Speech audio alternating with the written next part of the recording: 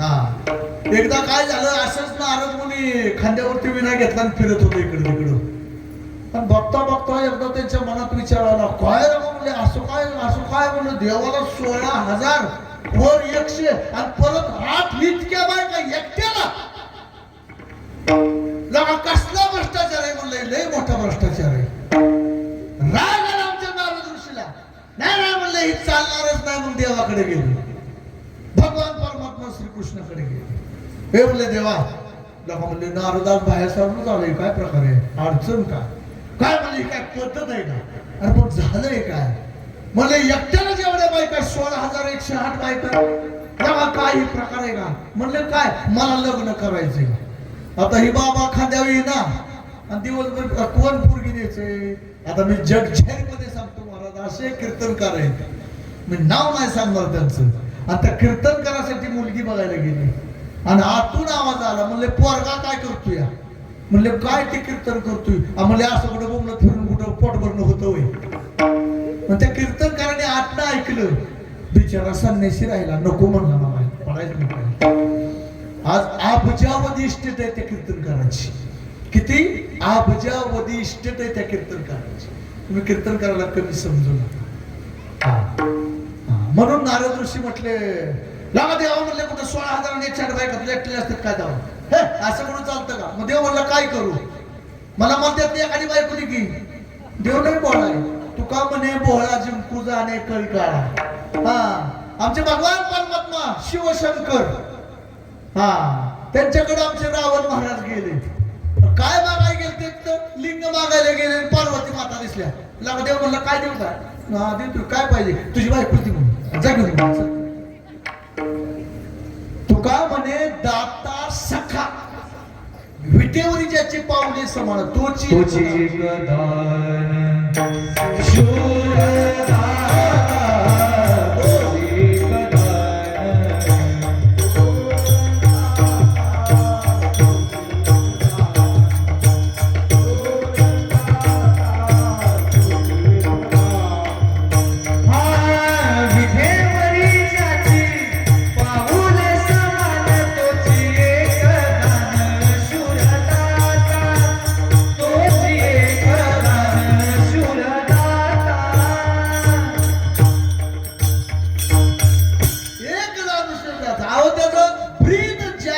जगदानी. काय मागत तो देव देतो, काही मागा त्याला, काही मागा तो नाहीच म्हणत नाही, त्याला देव म्हणायचं. मग नारद ऋषीला म्हणले, बरं ठीक आहे बाबा नारदा, माझी काय हरकत नाही, तुला लग्नच करायचं ना. हो थाटामाटात लग्न करणार म्हणलं, मोठ्या कार्यालयात जाणार. आता कुठलं मोठं कार्यालय मला काय माहिती नाही, पण तिथल्या कार्यालयात लग्न करणार. बरं ठीक आहे म्हणले, माझी काय तयारी आहे, पण 8 एकच आहे. किती बायका आहेत म्हणलं तुला. म्हणले मला 16,108 बायका आहेत ना, तर तुला एकच आठ, ज्या ठिकाणी ज्या स्त्रीपाशी मी नाही ती बायको तुझी. काय सांगितलं, ज्या पत्नीपाशी मी नसेल ती बायको तुझी. नारद म्हणला काय झालंय, भारी झालं. नंतर काय म्हणलं 16,108 बायका आहेत म्हणलं, ह्यातल्या 5-25 तर आपल्या झाल्या आजच म्हणलं. का म्हणलं पहाटेच उद्या उठायचं. चांदणी अशी वर दिसली की देव उठायच्या, हात आंघोळ पांघोळ करून जय हरी झालंय. बाबा पहाटे 4ला उठलं, 4:30-5 पर्यंत आंघोळ पांघोळ सगळी झाली, देवपूजा बिजा सगळी झाली, सगळं झालं. चला म्हणले आता कुठं जायचं. म्हणले रुक्मिणीच्या महालात जायचं अगोदर, तिथंच जाऊ. रुक्मिणीच्या महालात गेल्या तर रुक्मिणी आता त्याला म्हणते ते अर्धा देऊ का फुल कप चहा देऊ. आता म्हणलं ह्याचं तर पार चहा पाणी चाललंय पहाटे 4ला. नाही म्हणलं परत म्हणलं सत्यभामेकडे जावा, देव इथं बसला म्हणलं आपण तिथं जाऊ. तिथं जर गेला का नाही तर दोघं गप्पा मारतात. मला आता तिथं होतं लगेच इथं काय प्रकार काय नाही. म्हणले आता जांबून तिकडे जाऊ. मुख्य 8 पत्न्या आहेत त्यांची नावं घेतो बरं का, बाकीच्या पत्न्या जाऊ द्या, आता कवा हिसाब लागायचा आपल्याला. म्हणलं जांबून तिकडे जाऊ. जांबून तिकडे गेलं तर जांबून देवाचं पाय दाबतात. मला हिथं दुखतंय का जरा खाडा खांदत होतो. तिथं होता आता हिथं लगेच. परत म्हणले आता कालिंदीकडे जाऊ. पहाटे 4:30-5च्या दरम्यान चाललेला खेळ, तर तिथं देवाच्या डोक्याला आता काय म्हणतात त्याला मालिश होय, हा ते मला नाही कळत असलं. हा मग तिथं ते जामून ती माझ्याला म्हणलं काय या पळत सुटला. आता म्हणलं कुठं जायचं, आता 5 पत्नी मित्रविंद आहे तिच्याकडे जाऊ म्हणला. तो तिथं देव म्हणते अगं ह्या काटा पायात मोडला, ह्या नाही ह्या मोडला. काय तिथं जाईल तिथं अशा 8 पत्न्या तर झाल्या मुख्य. मग आता 16,100 राहिले होते आणखीन. मला सांगा असं ठिकाण आहे का त्या ठिकाणी देव नाही असं. विठ्ठल जरी तरी बरदारी तटावदारी उदला आजव्या कृष्णीने आईने विठ्ठलाची विठ्ठल विठ्ठल जरी तरी बरदारी तटावदारी उदला आजव्या कृष्णीने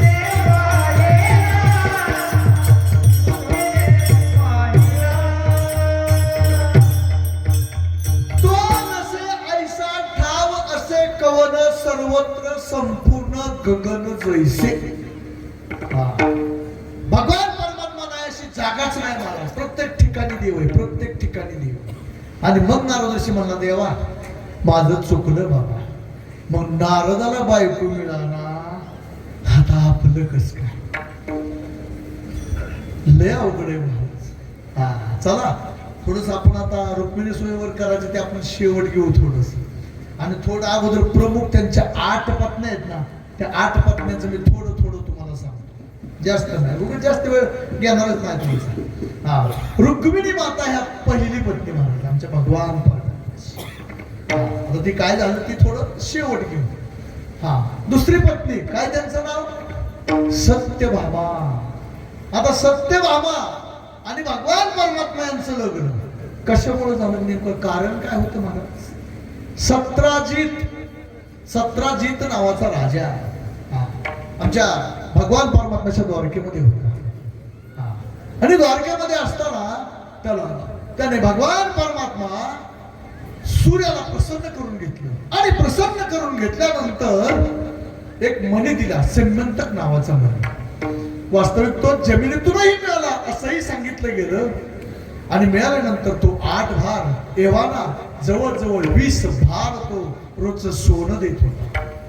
आणि सोनं देत असल्या कारणानं एक दिवस काय झालं, आमच्या बलरामाला वाटलं की तो 17 जितापर्यंत जर तो संमंतक मणी राहिला तर एक दिवस काय होईल तर 17 जिताला अडचण येईल. आणि अडचण येईल म्हणून काय तर हा मणी कुठं राहिला पाहिजे तर जो राजा आहे ना, कोण राजा, गड्यानो राजा किरे झाला कृष्ण सिंहासनी बैसला. आणि त्याच वेळेस 17 जिताकडे महाराज सात्विकीला पाठवलं. जा म्हटले तो 17 जिताला सांगा की तो मणी तुमच्यापर्यंत ठेवला तर तुम्हाला कदाचित संकट येण्याची शक्यता आहे. मग संकट येण्याची शक्यता आहे म्हटल्यानंतर 17 जितापर्यंत तो पोहोचला. पण 17 जिताने सांगितलं नाही चालणार म्हणला. माझा बंधू कोण प्रसेनजीत, तो प्रसेनजीतही त्या ठिकाणी आला आणि दोघांचं संभाषण चालू झालं. आणि सांगितलं हा मणी माझा आहे आणि मला भिण्याची काही कारण नाही.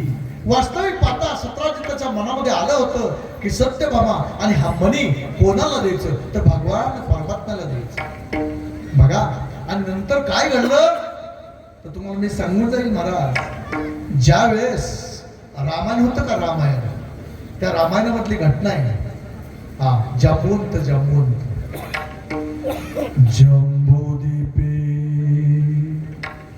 भरत खंडे आर्यावर्ते भारत वर्षे एक नगरी है विख्यात अयोध्या राम की यही जन्म भूमि है परम पूज्य श्री राम की हम कथा सुनाए राम सकल गुण गान की हे रामायण पुण्य कथा श्री राम की हे रामायण पुण्य कथा श्री राम की.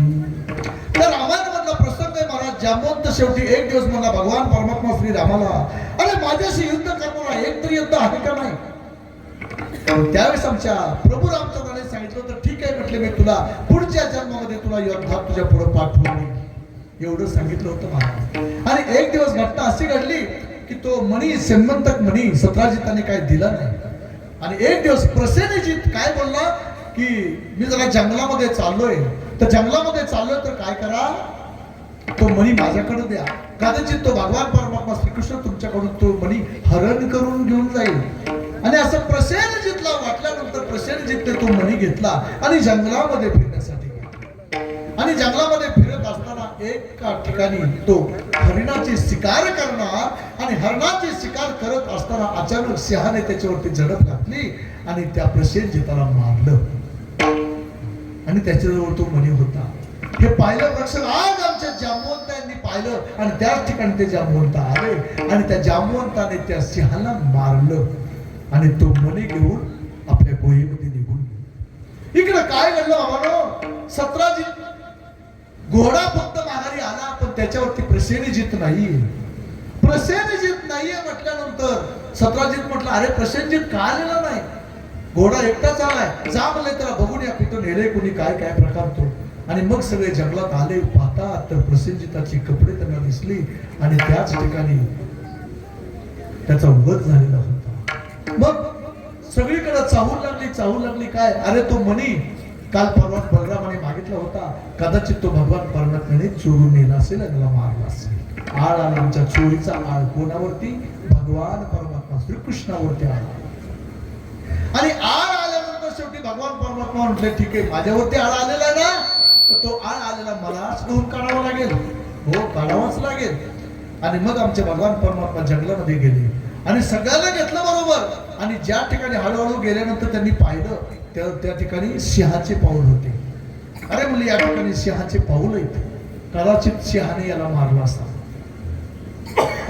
आणि पुढे गेल्यानंतर पाहिलं तर वृक्षराज त्याचीही पावलं दिसली. आणि त्या गुहेपर्यंत गेल्यानंतर सगळ्यांना सांगितलं तुम्ही आता बाहेर थांबा, मी गुहेमध्ये एकटा जातो. कोण म्हणतात, भगवान परमात्मा श्रीकृष्ण म्हणतात. आणि श्रीकृष्ण परमात्मा त्या गुहेमध्ये गेले आणि आत गेल्यानंतर पाहिलं तर तो जांबवंती त्या मण्याबरोबर खेळत होती. कोणता मणी, सेनमंतक नावाचा मणी. आणि पाहिलं भगवान परमात्म्याने आणि दोघांनी एकमेकाकडे पाहिलं. जांबवंती ओरडली आणि आपल्या वडिलांना हाक मारली की माझ्या समोर कोणतरी आलेलं आहे. आणि त्याच ठिकाणी भगवान परमात्म्याच्या पुढे जांबवंत आले आणि त्यांनी सांगितलं, भगवान परमात्म्याने सांगितलं हा मणी ज्याचा आहे त्याला द्यायचा आहे. त्यावेळेस त्या जांबवंताने सांगितलं हा मणी माझा आहे, मी त्या सिंहाला मारून इथपर्यंत आणलेला आहे. हा परंतु तो सिंहाचा नाही होता, कोणाचा, सत्राजिताचा. मग म्हटले माझ्याबरोबर युद्ध खेळावं लागेल. भगवान परमात्म्याला जांबवंताने ओळखलं नव्हतं आणि दोघांचं युद्ध झालं. किती दिवस झालं, 27 दिवस युद्ध झालं. आज लग्न सोहळा आहे म्हणून भगवान परमात्म्याचे लग्न, प्रमुख 8 पत्न्या त्यांच्याबद्दल बोलतोय. आणि 16,100 पत्न्या सुद्धा केल्या. त्या का केल्या ते सुद्धा तुम्हाला सांगणार आहे महाराज. समय न कळे वेडगळ बुद्धी, असं चालत नाही. आज कार्यक्रम कुठला आहे, विवाह सोहळा, तर त्याबद्दलच आपण बोललं पाहिजे. आणि मग 27 दिवस युद्ध चालल्यानंतर शेवटी जांबवंताने ओळखलं, या मृत्यूलोकात मला हरवणारा दुसरा कोणच नाही, एकच आहे. तो कोण आहे, तर प्रभू राम श्रीराम, तेच फक्त मला हरवू शकतात. आणि मग त्याच्या मोताने सांगितलं, सांग म्हणले खरं रूप तुझं दाखव काय. आणि मग भगवान परमात्म्याने रूप दाखवलं, कोणतं, प्रभू रामचंद्राचं. आणि मग त्याच ठिकाणी आमच्या जांबवंतीचंही लग्न झालं आणि सत्यभामेचं सुद्धा लग्न झालं. असं 3 पत्न्या. रुक्मिणी मातेचं नंतर बोलणार. आता कालिंदी कोण होती महाराज, तर ती सूर्य आणि छाया यांची मुलगी होती. आणि तिला असं वाटलं की आपल्याला पती मिळावा तर भगवान परमात्मा श्रीकृष्णच मिळावा, दुसरा कोण नकोय. मग यमुना नदीच्या कडेला आल्या आणि तिथं तपश्चर्याला बसल्या. पण परवानगी घेतली आमच्या सूर्यनारायणाची. त्यावेळेस त्यांना आनंद झाला, काही अडचण नाही म्हटली. आणि मग त्याच ठिकाणी अर्जुनाला घेतलं भगवान परमात्म्याने आणि सफर मारण्यासाठी गेले. का, चल म्हणले तुला मी दाखवतो, एका ठिकाणी जायचे आपल्याला. आणि यमुना नदीच्या कडेला गेल्यानंतर त्या ठिकाणी कोण होतं, तर आमच्या कालिंदी माता भगवान परमात्म्याचं नामस्मरण करत होते. आणि नामस्मरण करत असताना मग सांगितलं काय पाहिजे. त्यावेळेस त्यांनी सांगितलं मला फक्त एकच पाहिजे, भगवान परमात्मा श्रीकृष्ण मला पती पाहिजे. आणि मग त्या ठिकाणी कालिंदी बरोबर विवाह झाला. परत मित्रविंद्या, पाचवी पत्नी मित्रविंद्या, हा तिचं सुद्धा लग्न थाटामाटात आमच्या भगवान परमात्म्या बरोबर झालं. नंतर 6वी सत्या. आता सत्या हिच ज्यावेळेस स्वयंवर चालू होतं त्यावेळेस कसं झालं होतं स्वयंवर? सगळे राजे महाराजे त्या ठिकाणी आलेले होते. मला सगळे राजे महाराजे, पण एक पण होता की 7 बैल होते, 7 बैल. आणि त्या 7 बैलाला एकाच वेळेस मारायचं होतं. त्यावेळेस ती सत्या नावाची पत्नी भगवान परमात्म्याला मिळत होती. आता भगवान परमात्म्याला काय अशक्य आहे का महाराज? हे शक्य नाही का? 7 रूप आमच्या भगवान परमात्म्याने घेतलेली, एका मिनिटातच 7 बैलाला मारलं आणि सत्या बरोबर त्यांचा विवाह झाला. बघा, नंतर सत्या झाल्यानंतर भाद्रा, 7वी कोण तर भाद्रा, तिच्या बरोबर लग्न झालं. नंतर 8वी कोण तर 8वी आमच्या लक्ष्मण, ही 8वी पत्नी भगवान परमात्म्याची. तर त्या 8व्या पत्नीचा पण कसा होता तर मासा, झाकलेला मासा आणि खाली पाणी, त्या पाण्यामध्ये पाहायचं आणि वरती मासा मारायचा. जसं द्रौपदीचं स्वयंवर झालं ना त्याच पद्धतीनुसार. आणि त्या भगवान परमात्म्या बरोबर तो मासा मारला गेला. अशा 8 पत्नी, अशा भगवान परमात्म्याच्या 8. पण आपल्याला आज या ठिकाणी रुक्मिणी स्वयंवर आहे, तर आपल्याला तेच करायचं. आज बरोबर भगवान परमात्मा आणि रुक्मिणी मातेचं स्वयंवर करायचंय. आता मधलं भजन घेऊ आणि नंतर आपण रुक्मिणी स्वयंवरकडे उडू. विठोबा जय जय जय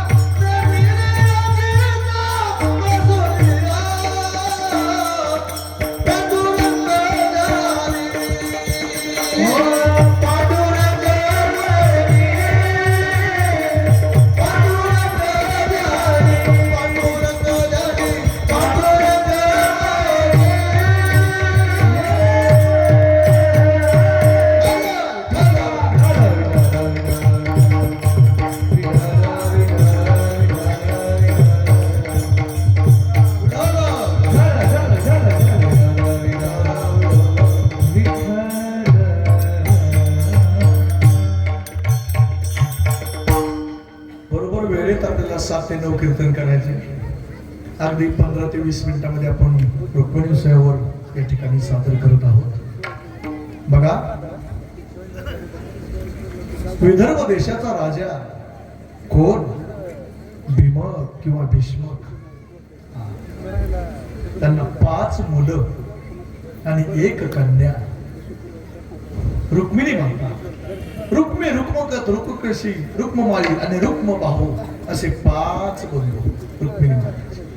एकदा काय झालं, कीर्तिमुख नावाचा ब्राह्मण आला. कुठं? राजसभा चालू आहे आणि चाललेली असताना त्याच ठिकाणी तो तिथं आला आणि भगवान परमात्मा श्रीकृष्णाचं वर्णन करू लागला. आणि असं भगवान परमात्म्याचं वर्णन केलं, इतकं वर्णन केलं. तो कसा आहे भगवान परमात्मा?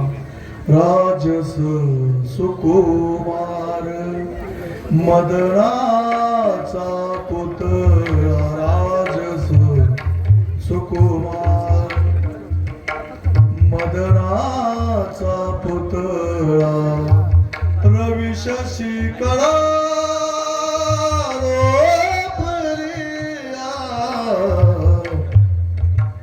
कस्तुरी मळवट चंदनाची ओटी, कस्तुरी मळवट चंदनाची ओटी. त्या कीर्तिमुख नावाच्या ब्राह्मणाने आमच्या भगवान परमात्म्याचं वर्णन करावं. इतकं वर्णन केलं की त्याच ठिकाणी ते रुक्मिणी मातेने ऐकलं. आणि ऐकल्यानंतर काय झालं, तर मूर्छा येऊन आमच्या रुक्मिणी माता खाली पडल्या. खाली पडल्यानंतर प्रत्येकाला वाटलं, अरे काय झालं. म्हणजे बहुतेक हिला भूत बाधा झालेली असेल. काय झालं? हिला भूत लागलं असेल म्हणजे रुक्मिणी मातेला. आणि सांगा, भूत लागलं होतं का? लागलंच होतं. पण कोणतं भूत लागलं होतं? पंढरीचे भूत.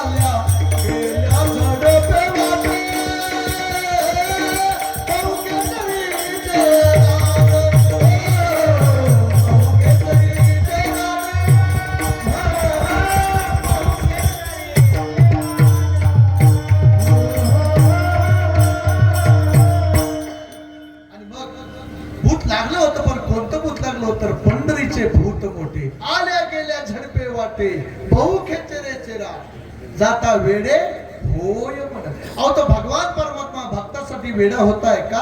तर भक्त सुद्धा त्या भगवान परमात्म्यासाठी वेडे होता. वेडा झाला लाचवला मातीची, ज्या सुखा गावले देव वेडावला, ज्या सुखा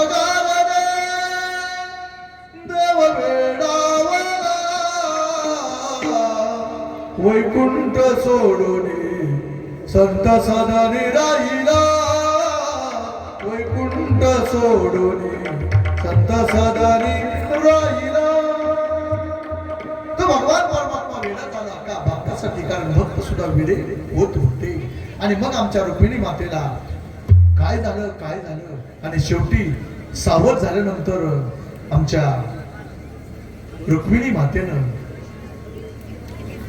आपल्या वडिलांना सांगितलं, मला लग्न करायचं तर त्या भगवान परमात्म्यासाठीच. आणि खरं सांगू म्हटलं तर मुलगी जर असेल ना, तर मुलीच्या लग्नाची काळजी बापाला असतेच 100%. तसं आमच्या राजा भीमकाला सुद्धा मुलीच्या लग्नाची काळजी होती. राजा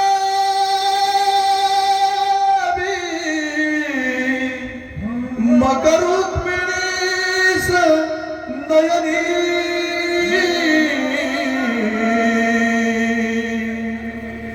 देखो चिंता करी, चिंता करू लागला. काय की आता ही मुलगी मी कोणाला द्यायचो. पण ज्यावेळेस आमच्या राजा भीमकाला सांगितलं आमच्या रुक्मिणी माते मला पती करेल तर फक्त एकच तो भगवान परमात्मा. पण बाबानो रुक्मी हा त्यांचा थोरला मुलगा, त्याला विचारल्याशिवाय लग्न होणार नाही हे कोणाला माहित होतं? भीमकाला माहित होत. आणि मग तो म्हणू लागला रुक्मी पुत्र वडील त्यास पुसरे,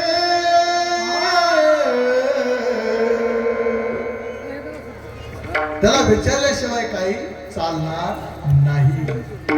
मग रुक्मीला बोलवलं, सांग म्हणले आपली आता मुलगी किंवा तुझी बहीण रुक्मिणी उपवर झालेली तर तिचं लग्न करायचंय ना. हो.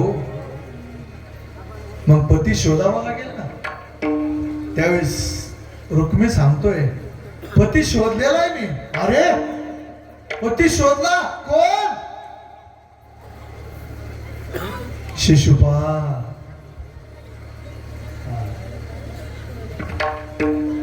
वाईट वाटलं कोणाला? भीमकाला. अरे आपल्या मुलीने जो वर शोधला तोच चांगला, पण आपलं काही चालत नाही. आणि रुक्मिणी मातेला समजलं की आपला बंधू आपलं लग्न शिशुपालाबरोबर करायचं म्हणतोय. पण बाबांनो त्या भगवान परमात्म्याशी मन जुळलेलं होतं आमच्या रुक्मिणी मातेचं. मग आता करायचं काय? माझं जर लग्न त्या शिशुपालाबरोबर झालं तर मी प्राणत्याग करेन, पण बाबाच्या पुढे काही चालत नाही. मग आता शेवटी पर्याय, जर तुम्हाला देव भेटावा असं वाटत असेल ना, आता राजकारण चालू आहे. राजकारणाबद्दल बोलायला नको, नाहीतर परत म्हणतील महाराज ह्या पक्षाचं का त्या पक्षाचं. आम्हाला कुठलाच पक्ष नसतो महाराज. आम्ही जर पक्ष म्हणत बसलो तर आम्हाला अवघड होऊन जाईल. पण सांगून जाईल बरं का आता 2 मिनिटात की भाजपची लोक आली नाही जर आम्हाला त्यांनी बोलवलं ना, आमंत्रण केलं ना की महाराज या कीर्तन सेवा करायची, भाजपची लोक असतील तर आम्ही चालू करतो. वचन ऐका कमळापती माझी रंकाची विनंती. काय करायचे आपल्याला? आणि कदाचित जर घड्याळाची पुढे बसलेले असतात ना, घडी घडी वाटयाची पाय अजून किती आहे अवकाश. अवघड आहे महाराज. धनुष्यबाणाचं आले तर हाती घेऊन या बाण फिर.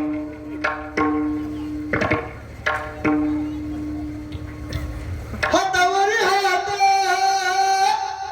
हसुनी हपळी. काय करायचं आपल्याला? आता तुम्ही कोणत्या पक्षाचे? राम. अवघड आहे हो. आमचा एकच पक्ष वारकरी. आनंद आहे महाराज. चांगलं काम करणारच आपल्याला निवडून द्यावं लागते महाराज. मग आपल्या पुन्हा समजायचं आपली काम चांगली कोण करणार. मी काय इथं प्रचार करायला नाही बरं का आलो, नाही तर महाराज म्हणतील तुम्ही प्रचार करताय का? आणि एखादा अपक्षच आला पुढं देश वेश नव्हे काही सहज फिरत आलो. लागला तर लागला ठेपा तर नका करा.